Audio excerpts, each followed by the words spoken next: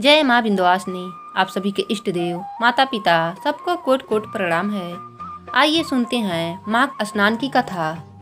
एक बुढ़िया थी, वह अपने संपूर्ण जीवन में जप तप और माघ मास में गंगा जी के किनारे कोलवास करती और स्नान दान करती। जब उसकी उम्र समाप्त हुई तब विष्णु लोक से उसके लिए विमान आया और उस बुढ़िया को बड़े मान सम्मान से विष्णु लोक के दूत उसको बैठाए और ले जाने लगे। तब बुढ़िया बोली, मेरी इच्छा है कि मैं स्वर्ग और नरक देखते हुए चलूं। विष्णु लोक के दूत बोले, जी बूढ़ी माता। विष्णु लोक के दूतों ने विमान को नरक के रास्ते मोड़ दिया। जब विमान नरक में पहुंचा तो बुढ़िया विमान से उतरकर घूम घूम कर नरक को देखने लगी। वहाँ के सारे लोग रो रहे थे, कोई पृथ्वी पर लोट लोट कर तो कोई अपना पेट पकड़कर।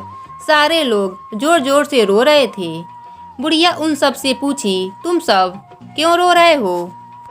तब सब बोले, हमें भूख की पीड़ा है, इसलिए हम सब रो रहे हैं।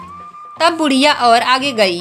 तब उसने देखा एक सोने के घड़े में खीर बनाकर रखा गया है। बुढ़िया ने सबसे कहा, तुम सब यह खीर खाकर अपना भूख मिटा सकते हो। पर सब ने कहा, यह घड़ा बहुत बड़ा है, हम सब घड़े के मुंह के पास नहीं पहुंच सकते, तो खीर कैसे निकालेंगे? तब तक बुढ़िया का समय समाप्त हो गया और वह विमान में बैठकर आगे का सफर करने लगी। तब विमान स्वर्ग में पहुंची। बुढ़िया उतरकर स्वर्ग को देखने लगी। उसने देखा यहाँ पर सब लोग मजे में जी रहे हैं, सब आनंद में हैं। बुढ़िया और आगे गई।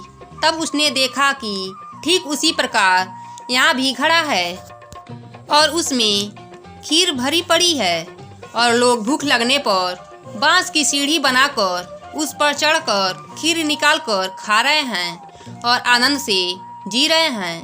बुढ़िया सब कुछ देखकर विमान में बैठ गई। विमान विष्णु लोक पहुंचा। बुढ़िया उतरी। उसके मन में बहुत सारे प्रश्न थे। बुढ़िया अपने संपूर्ण जीवन में माघ स्नान दान किया था, जिसकी वजह से स्वयं भगवान विष्णु उसके स्वागत में आए। जब उसने भगवान विष्णु को देखा तब उसने भगवान से पूछा, स्वर्ग और नरक एक समान है, फिर वहाँ नरक में लोग इतने दुखी क्यों हैं?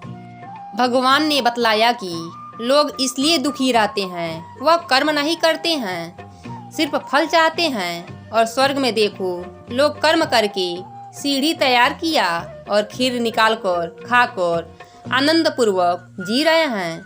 तब बुढ़िया के समझ में आ गया कि आदमी स्वर्ग और नरक स्वयं चुनता है।